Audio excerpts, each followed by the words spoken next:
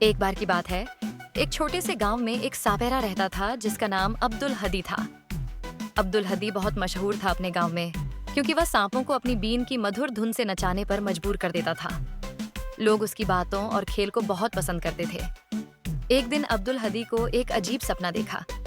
उसने देखा कि एक सांप जो हमेशा झाड़ियों में छुपा रहता था, उसके पास आया और बोला, मैं एक ऐसा सांप हूँ जो तुम्हारे दोस्तों में से नहीं हूँ, लेकिन मैं तुम्हारा दोस्त बन सकता हूँ।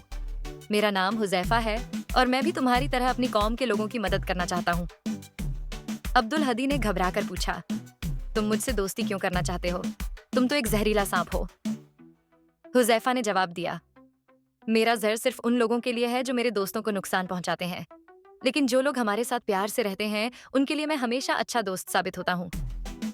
अब्दुल हदी ने सोचा और कहा, अगर तुम सच में मदद करना चाहते हो तो तुम्हें साबित करना होगा कि तुम प्यार और अमन के साथ रहते हो। फिर एक दिन गांव में एक बड़ा तूफान आया और गांव के लोग दरिया के किनारे फंसे गए। दरिया का पानी इतना तेज था कि कोई उसे पार नहीं कर सकता था।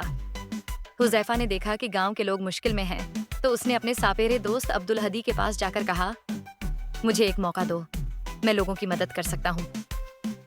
हुजैफा ने अपने लंबे शरीर से एक रस्सी बनाई और लोगों को दरिया के पार ले जाने में मदद दी।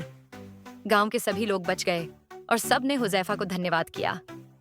अब्दुल हदी को समझ में आया कि सभी सांप बुरे नहीं होते और हुजैफा उसके गांव का सबसे प्यारा दोस्त बन गया। उस दिन के बाद सापेरा और सांप दोनों मिलकर गांव की मदद करते रहे और गांव के लोग उन्हें इज्जत और प्यार से देखने लगे। ये कहानी दोस्ती, प्यार और एक दूसरे की मदद करने का सबक देती है। अस्सलामुअलैकुम। अगर आपको हमारी वीडियोस पसंद आएं तो हमारे चैनल द फैमिली वॉर्ड को सब्सक्राइब करें और नई वीडियोस की अपडेट्स के लिए बेल आइकन जरूर दबाएं।